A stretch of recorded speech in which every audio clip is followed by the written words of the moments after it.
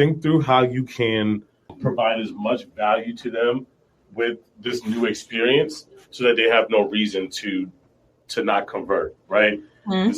The ways that we found to be the most effective of converting people, like in our case, away from payments and towards away from cash and towards like more digital payments, is providing them value with digital payments, right? Whether that's them, again, like I mentioned, being able to do CMPs or cancellation no-show policy, whether it's us being able to create reports for them to use outside of the business, us being able to help them think through accounting. I think adding value is one of the biggest drivers to get people to change behavior. A value or an incentive, and one of those two things work typically. You're listening to the Black to Business Podcast, an educational podcast providing Black entrepreneurs with the tools and resources to start and grow their businesses. We chat with vetted Black entrepreneurs, thought leaders, and business owners as they provide tips and resources to help take your business to the next level. I'm your host, Monique T. Marshall. Hey, and welcome back to the Black to Business Podcast. I'm your host, Monique T. Marshall, and today's episode is a journey through the crossroads of tradition and innovation. Think about it. Tradition often molds the narrative of industries, creating this time capsule where established norms resist change. If it ain't broke, don't fix it. And the skepticism around whether innovation can find its place in these deeply entrenched sectors is undeniable. But fear not, because today's episode introduces a disruptor who not only challenged norms, but rewrote the playbook of a traditional industry, the barbershop industry. Joining us on the show today is Obi Omile Jr., the disruptor behind theCut, a pioneer in modernizing the traditional barbershop experience. Featured on Forbes 30 Under 30 and Techstars 18 alum, Obi brings a wealth of experience from the tech and financial services sectors. He was also one of our panelists at our Black Men Who Lead DC event. And the beautiful thing about Obi's journey is it unfolds not just in the world of haircuts, but it's a testament to challenging norms, infusing innovation, and crafting cutting-edge customer experiences. So in this episode, we'll be unraveling the strategies for modernizing within traditional frameworks, tips for adapting technology across diverse business needs, and key principles for crafting standout customer experiences in resistant industries. So whether you're in retail, service, or any sector where tradition runs deep, this episode is for you. So let's dive in. Welcome to the Black to Business Podcast. Such a treat to have you here. So we recently had you on the Black Men Who Lead panel, and I'm so excited to continue the discussion. So welcome to the show. Thank you so much for having me. Of course. So you're doing some pretty amazing things at theCut, and we want to start off with just telling us a little bit about yourself, who you are, how did you get started, and what is it that you do in your business? Absolutely. Let's see, what do I do in the business? I co-founded the company with one of my good friends from high school, and mainly my roles now are on the business and kind of growth side, making sure that we are able to come up with a strategy and like game plan of continuing to grow our presence in this space, meaning helping more barbers run their business more efficiently, and then helping more customers like myself or any of you here listening find barbers anywhere around the country. So that's kind of what my day-to-day is focused around, is making sure that we're able to reach more customers and prospective users. How did we get here? Let's see. I moved, same origin story, right? Like I moved to North Carolina to start a new job after college. While in North Carolina, I was in Charlotte. I'd gone nearly like 2.5 months without a haircut, which for me is incredibly too long, right? Because I get my haircut just about every 2 weeks. And it wasn't that there weren't great barbers in Charlotte. It was more of there was just no good way to find them. So like that was kind of what I kickstarted the idea. And then fast forward like a year later, I started working on our early version and an early prototype. And then here we are now 7 years later, and we kind of have a little business. Love it. 7 years later. So when you were walking around 2.5 months without a haircut, like, did you see somebody that's like, oh, I like your cut? Like, how did you eventually find somebody? That is exactly how I eventually found somebody. Okay. It was somebody who actually like went to the gym that I went to as well. And so, after like chatting with him, I ended up finding a barber I could trust, or at least I felt comfortable enough trusting. Right. Like before then it was just like Google search, and like, typically those will just return a shop and not so much information on the individual barber. It's like it was hard to get context on the barbers within a shop. And kind of what was the biggest driver for us is like, how do we like, one, increase visibility for the barber, but then two, like, how do we de-risk that friction for like any new customer that's looking for a barber? Yeah, I love that. I love that you shared your story, and it's all about, I know a lot of people are going to resonate with our conversation today because it's all about what you all have been able to do is craft a cutting edge customer experience and also like modernize such a traditional industry. So you saw something that wasn't there and you created it. And I want to dive a little bit more into the journey and how you've been able to transform that barbershop experience. So you shared a little bit of your origin story. Okay, you had the idea. So how did you aim to like revolutionize this traditional barbershop experience? So you went online, you didn't see. And I want to talk about some of those challenges that you faced in that process with creating the cut. Let's see. How do we go about it? Like I said, the initial kind of inception was around trying to solve my own problem. So when I started working on an early version, it was really geared around how do we make it easy to discover barbers, like as a customer, like on the customer side of this, or the client side of the equation. And that's what kind of got myself and my friends excited enough to like lean more into that app more heavily.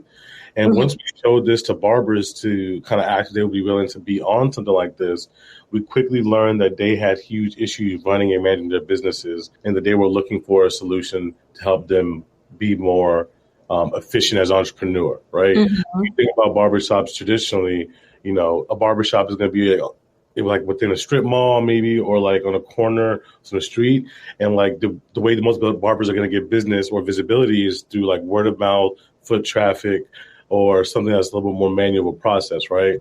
And what we did, one of like the key drivers that barbers love about us is that solely the fact that we exist increases their visibility and now reduces how much manual work they have to do to kind of get the word out about their business.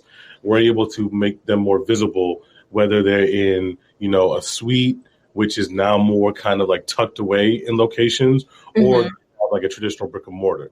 So that's one of like the biggest things, like how do we think through some of the big problems that barbers are solving on a day-to-day basis, and how do we kind of use technology to kind of solve those?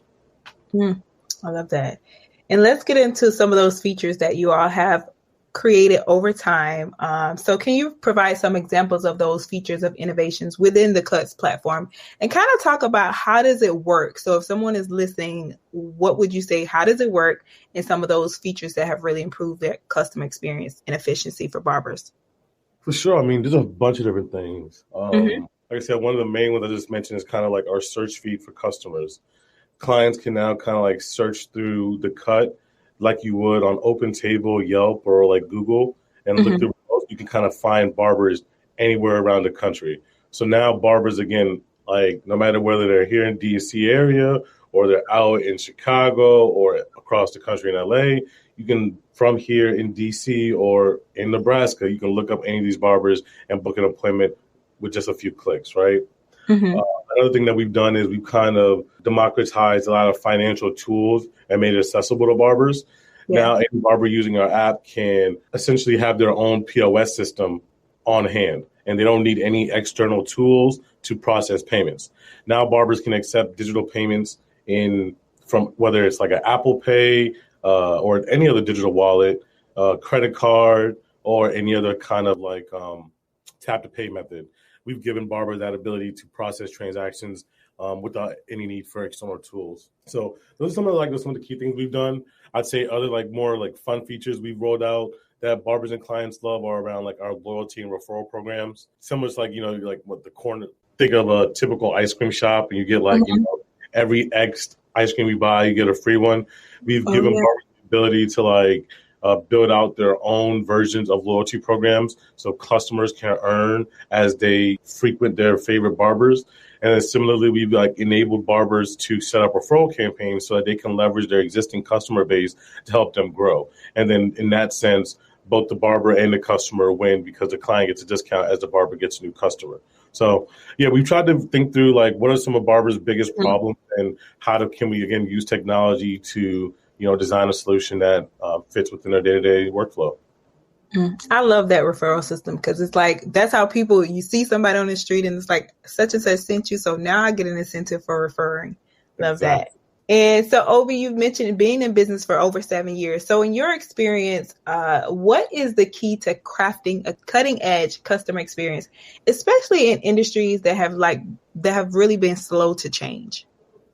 I think one of the biggest keys is your knowledge and proximity to your customer, having constant conversations, having very good understanding of kind of how they make decisions and what drives them to make decisions, and also kind of what their needs are will help guide kind of how you think through solutions that you're trying to build out so that you can have a cutting edge experience that they're going to adopt, right?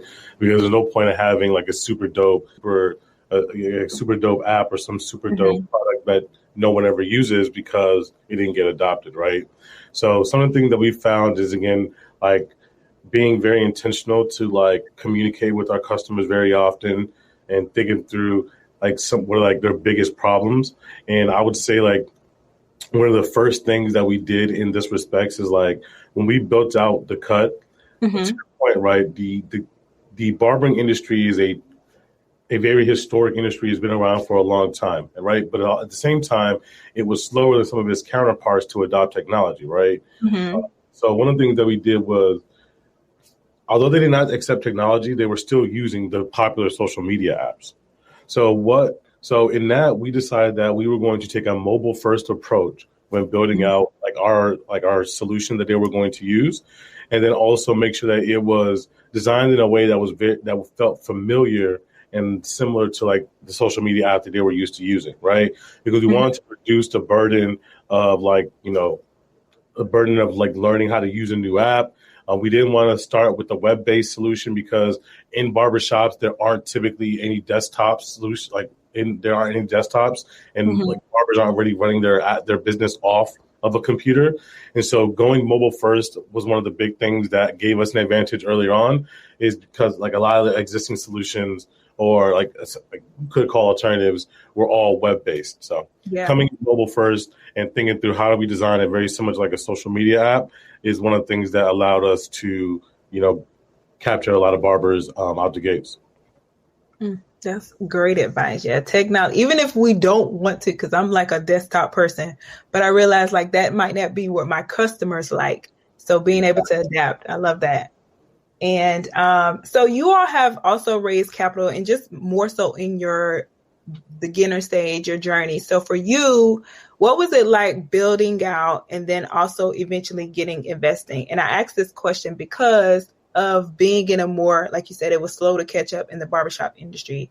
So what are some of those strategies you were able to use to secure funding and build that trust with investors, and kind of talking about how you built it out first and then sought investors?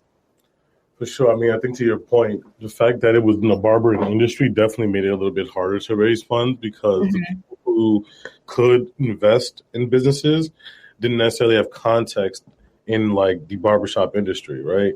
And so that was kind of one of our biggest issues, or I guess hurdles earlier on, is how do we bridge that context gap between investors and our business so that they could understand the value that we were presenting to them, right? Yeah. When we started the company, we actually did not seek out any investors. We were able to start the business with funds that we had saved up. And we didn't raise funds for the first year and a half. And initially, those funds came from kind of our alma mater. Where my co-founder and I went to university. They had kind of an angel network who, accepted pitches and then decided they wanted to invest in companies. And luckily, we were able to get the investments. So definitely want to shout out them because we wouldn't be where we are today. And then from there, we've done a few other fundraising rounds since then. But to your point, things that like help build trust and help like build transparency. When speaking to investors, like they're, especially like I said, when they don't have context, they're just looking for signals or reasons to believe that this is a good idea, especially like if they can't see it themselves, right? And they're looking for those signals in any capacity that they may exist. I say one of the things that helped for us was that before we went and raised money from like an institutional venture capital fund, we actually equity crowdfunding round like the summer before. In doing an equity crowdfunding round, similar to like Kickstarter, we allow people to contribute to like our business or campaign. But the difference with the equity crowdfunding is that the contributors actually get like ownership in the company. And so what happened was we saw hundreds of people participate in our campaign. We were able to raise like a little, like just about $100,000, and a bunch of that came from like our barbers and clients. And so when we ended up going to raise like larger amounts of money from institutional funds, even if they didn't necessarily understand the business, the fact that we had proof points or like the fact that we had existing users who were willing to put their own dollars behind the business was a signal and a sign for them that, this must be something here, right? Obviously, we had like the numbers and the other metrics that barbers are looking, like the investors were looking for, but to help kind of bridge the gap that they didn't understand, that was the sign for them. That's so dope. I love that because it's also showing how you all had that support of the community and how oftentimes, especially for people who are listening, I mean, we're Black entrepreneurs and oftentimes we don't think we can go to our community and ask, but it's good to see success. And you're saying we did go to our community. They were our first investors. Yes, we definitely did. One of our earliest, definitely. Yeah, love that. And now let's get into leveraging technology for success. So you have a background experience in tech and finance. I want to talk about this and also how your expertise in this area contributed to your ability to bring that technology innovation to this industry. So if you could share, like, how did your background help you in your business? For sure. I mean, I got my degree in economics, but shortly thereafter, I learned how to like write software and become like a computer engineer. Or software engineer, I should say. And that happened like the summer following graduation. And that's kind of the skill set that I think, obviously, I leveraged the most in starting this business. One of the things that allowed us to my earlier point, save money is that both myself and my co-founder, we were able to write our own code ourselves earlier on. And so when we think about that whole journey, right, 2015, I moved to a new state. 2016, and I kind of have the early idea, right? 2016, I moved back home, right? And that's when I'm working on the early prototype of the idea. And this is at the same time my co-founder is working on something different. And we happen to show our friends the two different apps. And at the time, our friends voted on my app as the cooler app. And so I was able to convince my friend to join me. But simply like the fact that I was able to build the early prototype and use that as like, again, a proof point allowed me to convince a better engineer to come like support the business and then also start to generate some early feedback from customers, right?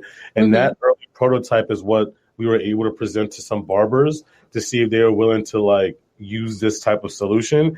And that's what got them excited and gave us the confidence that we can build an app here that will be valuable to both barbers and customers. So that's kind of like the background there is like one, being able to like build out the early prototypes to like kind of take that vision that you have in your head and bring it to like real world so people can actually kind of see what you're thinking.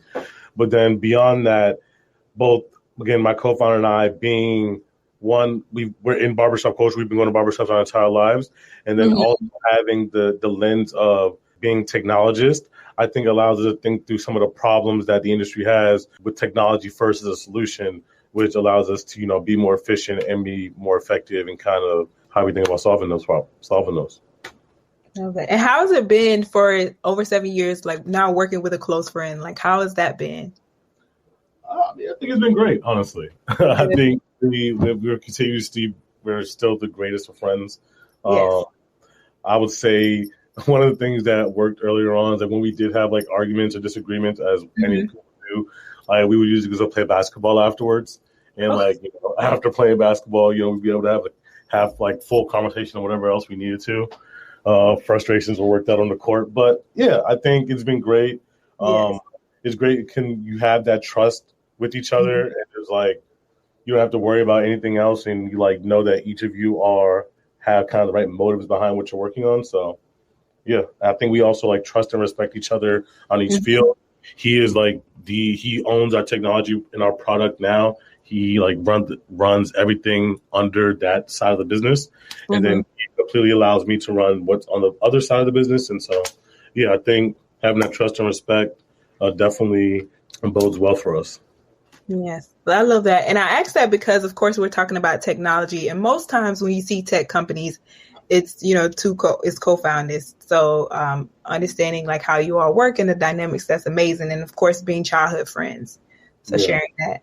I think you definitely want to have a co-founder the best you can because it's a lot of work. And that responsibility definitely helps. Yes. And so, Obi, today we're, of course, talking about creating customer experiences and also modernizing these traditional industries. So a lot of our listeners are people who are new to business or they started in the service industry and are looking to integrate technology. So for you all, you had a tech background. And for those who are listening and they're looking to incorporate technology, what advice would you give based on your own experience for them to incorporate technology into those more traditional industries? Yeah, I definitely think there's opportunities to leverage technology to like add efficiencies to all types of businesses. And what you need to do is kind of first identify what the biggest pain points and problems are within said industry that you're looking to like, I guess, disrupt, for lack of a better word. And then once you've identified some of the problems, then you want to go and identify some of the latest technologies or the best technology to solve those problems. And then whether it's like hosting information in the cloud, using various payment processors, so like building mobile technology or like mobile apps, I should say, and whether you want to build like a native app versus cross-platform. But yeah, I would say definitely want to make sure that you research kind of what are the biggest issues with these set technologies as well, and also what's coming on the horizon, right? Because when you're thinking about technology that you're using, like the technology world is fast paced and things get deprecated, things change. And so you want to make sure that you kind of think like forward thinking around what technology is currently being used to solve this problem versus what's going to be used and when that transition looks like, so that you don't have to spend, twice as much work, building something one way now and then having to like rebuild it another way 6-12 months down the road. Right. And one of the things we spoke about earlier is the fact that, of course, this is a more traditional industry that you're in. And I'm pretty sure somebody who is listening, they're in a more traditional industry, maybe even like a cosmetologist or hair. When I think about barbers, I think about people doing a lot of cash transactions. So for you, how were you able to convince them to use technology and build that trust and transparency between those barbers and clients and say, okay, you should do business this way? Because you're also changing how people do business. Absolutely. I mean, I think it's a little both. It's a little two things, right? The point, traditionally barbershops have been cash, right? However, over the last decade or so, that's kind of already been changing. Square readers are one of the first like digital dongles that barbers are using. And so there's already been somewhat more of an acceptance and adoption of payments. And yeah, using theCut, we've been able to help accelerate that a little further, right?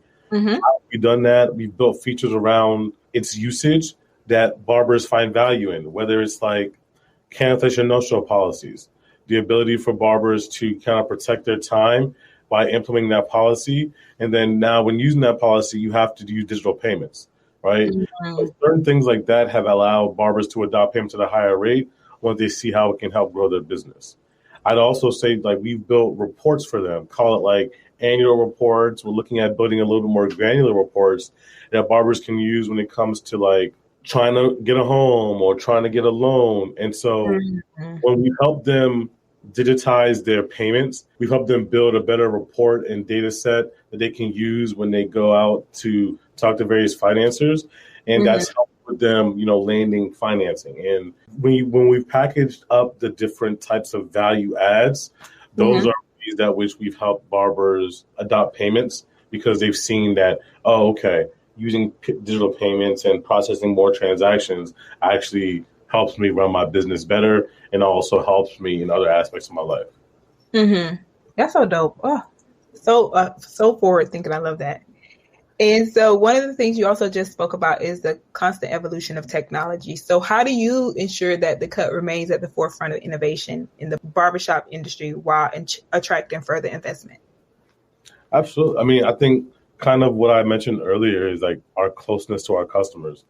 We have our brand ambassadors, over 600 of them around the country that we lean on to, who help us, stay abreast on any new changes or products that are out that we haven't heard of ourselves.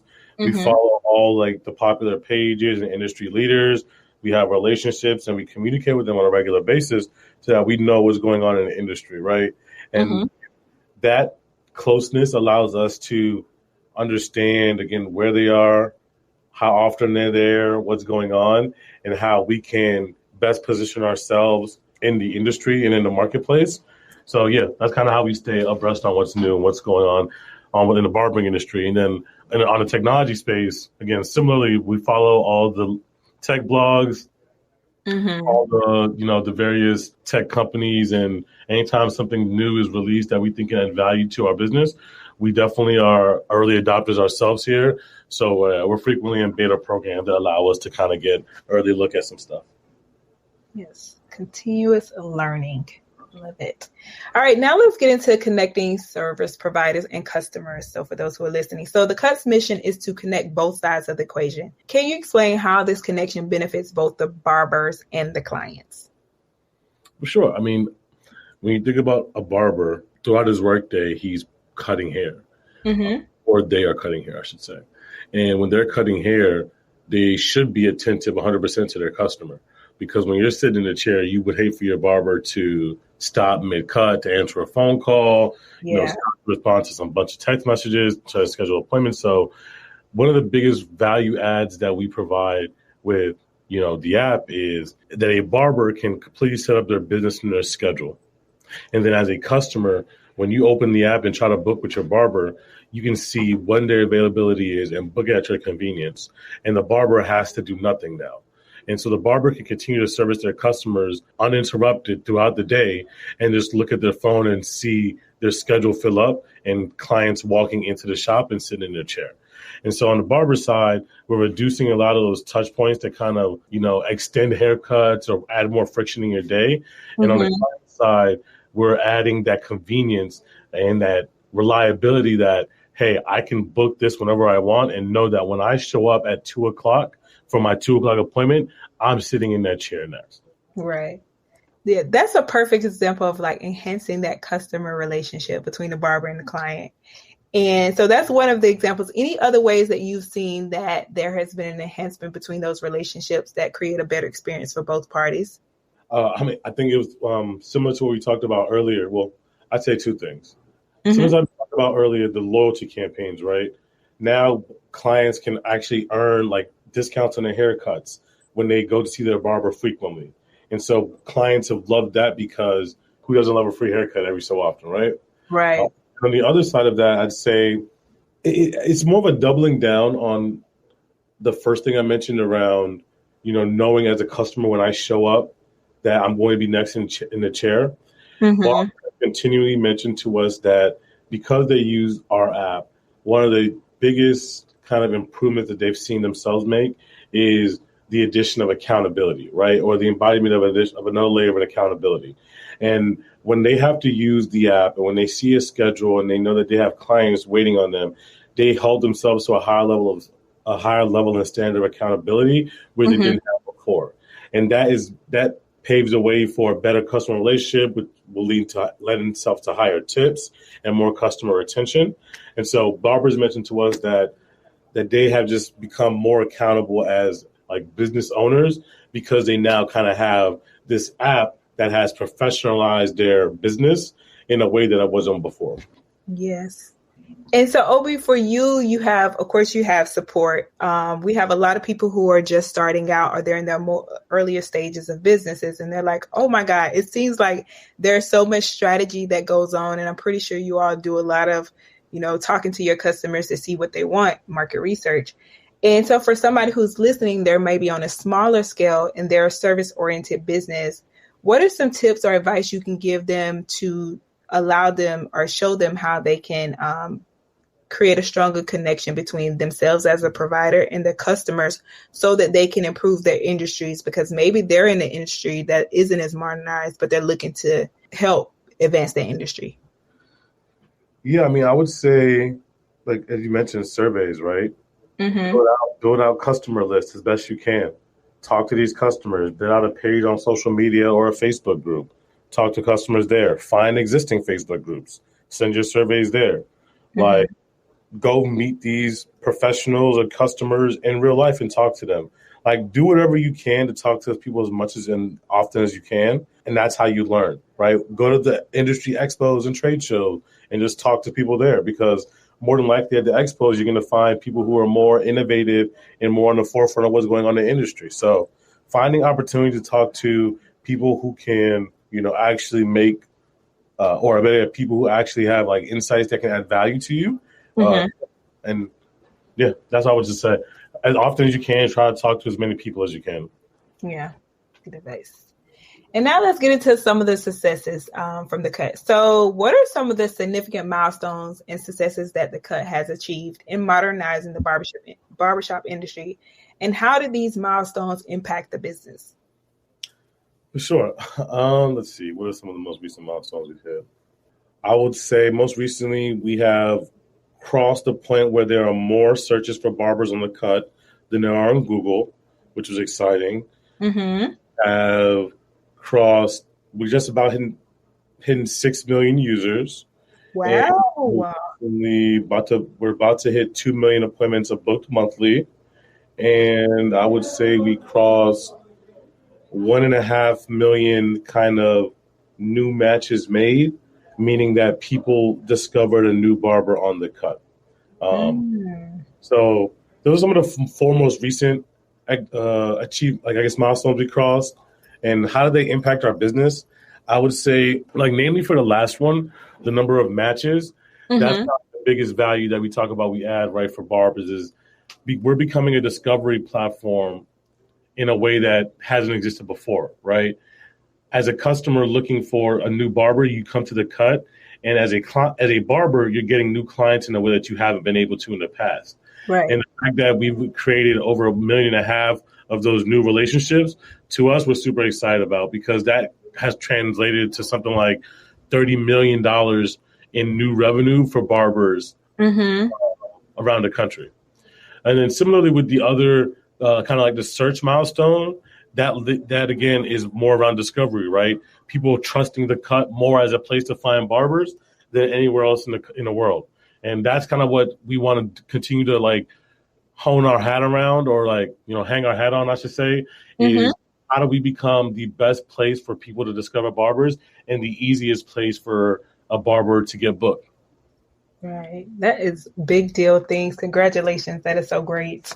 And so in all of this, with the evolution of technology and also advanced in this more traditional field, how do you maintain quality and consistency in service while introducing new things? And also I ask this so that what are some insights that others who are listening can gain from this experience? Yeah, I mean, in terms of quality control on the technology side, we have a QA team. So we have people who are solely dedicated to making sure that the app works, and that before we roll anything out, we rigorously test the app to make sure that there are no bugs. We have our customer success team who is dedicated to making sure that if there are any issues or any kind of gaps in understanding of how to use the product, that they are well equipped with the tools and knowledge to help bridge those gaps. And then, we have our fraud team who analyzes activity on our platform so that if we ever do see bad actors, we can get rid of them and make sure that the experiences continue to be at a high level for everyone else who is truthfully trying to get a haircut. Awesome. So we talked about securing venture capital a little bit. It is challenging for a lot of startups. You mentioned your background and your co-founder's background. So for those who are listening, what advice, especially if it's maybe a solo founder, or some advice you can give them on how can they approach the venture capital avenue and having those conversations? For sure. I mean, I would think that my best suggestion would be to think if you really need venture capital, right? But sometimes you don't necessarily need venture capital, and there are ways to get started without it. You know, whether it's grants, whether it's like award money for various like pitch competitions, there are ways to kind of get funding out the door. And then I would say when it does come to venture capital, kind of de-risking their investment the best you can, right? Have the metrics that are needed so that you can properly present your present your opportunity in a way that convinces them to invest. And even if you haven't gotten started, that doesn't mean you have to have metrics that like of your user growth. You can have just metrics on the industry and why your view of the opportunity is what it is, and that you are the best person to execute on it, right? I would say, again, similar to the point of venture may not be best. Like I mentioned before, equity crowdfunding is a great way to fund your business out the gate. So is regular crowdfunding as well. So I would say be creative in how you think about looking at financing and look at like, getting investors as a last ditch option. That would be my best suggestion. Very great advice. And then also, we've been talking about modernizing those more traditional industries. For somebody who's listening and they might deal with a customer base that is more resistant to technology and the changes, what advice could you give them to kind of convince their customers to come over to the other side? I would say, like as I was mentioning before, think through how you can provide as much value to them with this new experience so that they have no reason to not convert, right? The ways that we found to be the most effective of converting people, like in our case, away from payments and towards away from cash and towards like more digital payments, is providing them value with digital payments, right? Whether that's them, again, like I mentioned, being able to do CMPs or cancellation no-show policy, whether it's us being able to create reports for them to use outside of the business, us being able to help them think through accounting. I think adding value is one of the biggest drivers to get people to change behavior. A value or an incentive, and one of those two things work typically. Love it. All right. So looking ahead, what are your plans for theCut's growth, and how do you see yourself playing a role as a CEO in shaping its future in the industry? Yeah, I mean, I think our big focus, like I mentioned earlier, is how do we build the brand that exists globally that means barbershops. Similar to like how Uber has now kind of owned rideshare, Kleenex owns tissue, Coca-Cola owns soda. Like we want to own the brand for barber and barbershops, and we want that to be what theCut means, right? And so our big focus over the next few years is like, how do we build a global brand? How do we strategically capture that mind share? And we think that we are well positioned to do so. We think that we understand, again, barbershop culture, but also pop culture and technology in a way that no one else in the industry does. And that'll give us the expertise to allow us to scale further, faster than everyone else in the industry. Awesome. And in all of this, you are still finding ways to give back. So you recently announced a scholarship for both barbers and cosmetologists. I want to talk about more about the scholarship and the need and what you all are doing with the scholarship. Oh, absolutely. I mean, we love giving back, whether it's like the scholarship or other community like events that we've done for back to school or other initiatives. We always like to pay it forward. But more specifically to the scholarship, that was driven through kind of changes being made in the industry. The Department of Education is rolling out kind of new rules and regulations on how certain barbering colleges or universities can be funded around financial aid. And so potential impact here is that there could be a lot of barbers and barbering colleges that are shut down, which will mean potential aspiring barbering students would lose access to kind of barbering as a pathway of education. And our big goal here is in case that happens, we want to make sure that we start to have somewhat of a pathway to enable barbers to still become, or aspiring barbers to still become, licensed professional barbers. And that's kind of what the scholarship is around, is how do we make sure that, whatever happens, we can still get some barbers licensed in the industry. Okay. And so for people who are listening, one, how can they take advantage of the opportunity that you all have? But then also for those who are listening who want to support, how can they do so? Absolutely. On our website, we have a link to our scholarship. So you can definitely go check it out. If you are an aspiring barber student, you can apply. Applications are open now. The winner will be announced next spring. Specifically, this is for high school students who are aspiring barbers or cosmetologists. And then we also have our donation page set up as well, also available on our website. And if you would like to donate to the scholarship and help support aspiring barbering and Cosmo students, you can also do so as well. Perfect. Awesome.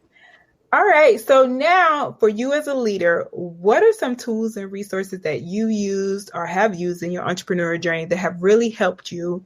If you could share those with my audience. For sure. I think thing that really helped me, Google has been my best friend in YouTube. I mentioned earlier, student of learning. I read a lot of articles and I YouTube a lot of things to learn how to do things myself the best I can. And also find the most pertinent information to help make decisions the best way we can, right? Google News is a great best friend to find information, to research. Love that.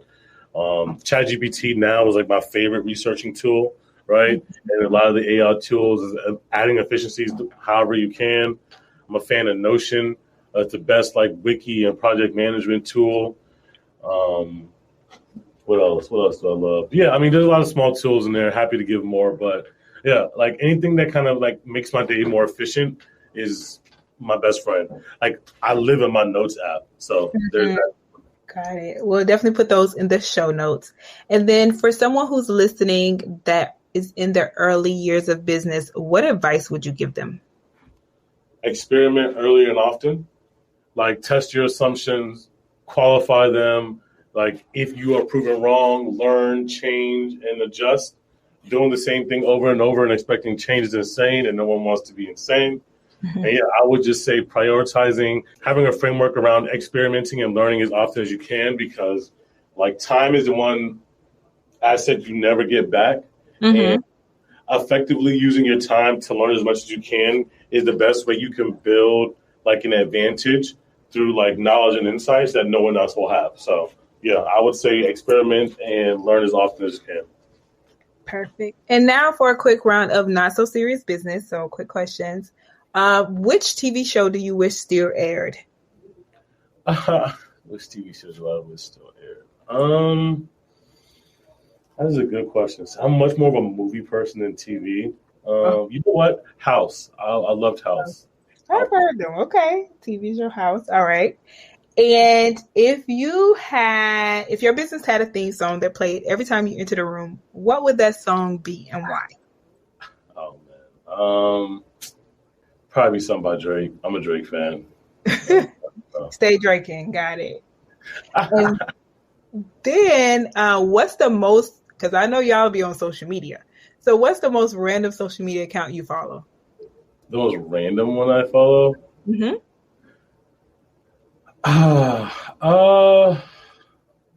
Most random account that I follow? I don't even...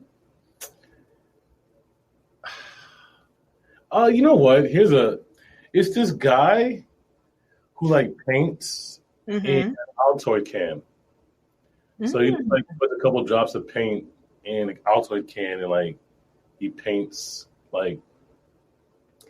gallery level pieces of art, a business card sheet of paper. That is dope. That's dope. That's random, but that's so dope. Exactly. So yeah, I follow a bunch of random pages. Either that or random architecture pages, or that like are like built off the side of caves and stuff like that. I follow. Yeah. Nice. All right. And so finally, what does it mean to you to be Black in business? To be Black in business, I mean, to be Black in life, truthfully. Yeah, I think, you got to work a little harder, but that gives us the opportunity to be a little bit better as usual. And yeah, use it to my advantage the best I can. Good stuff. Well, this has been amazing and such great advice here in sharing your journey. And people who are listening, they're going to want to know how can they find you, connect with you, and support you. So please do share. Thank you. Follow us on theCut, or better yet, follow us at theCut app. Download theCut if you need a barber, you know someone who does. And, Perfect. And again, thank you so much for being on the Black to Business podcast and all the work that you are doing. So thank you again for being on the show. Thank you so much for having me. Another insightful conversation with Obi, all about navigating the delicate dance between tradition and innovation. So as we wrap up, let's recap some of the key takeaways that can truly reshape the way you approach your own entrepreneurial endeavors. First and foremost, Obi emphasized the importance of modernizing within traditional frameworks. So whether you're in the barbershop business, retail, or any sector deeply rooted in tradition, there's always a way to infuse innovation without losing the heart of what makes your business unique. Secondly, Obi shared valuable tips on adapting technology to diverse business needs for maximum efficiency. Remember, technology isn't a one-size-fits-all solution. Tailor it to meet your specific requirements, and you'll find it to be a powerful ally in your journey. And we also spoke about overcoming challenges in tech integration for non-tech sectors. This was another gem from this conversation, and it's not always a smooth ride, but with the right strategies and perseverance, you can successfully introduce and integrate technology into these traditional-minded industries. Obi's insight also shed light on building trust and transparency with technology in your business, providing that these elements are crucial in any industry, regardless of its resistance to change. Now, to learn more about Obi, how you can show support and access the resources that he mentioned in this episode, head over to blacktobusiness.com/173. I will chat with you next week, same time, same place.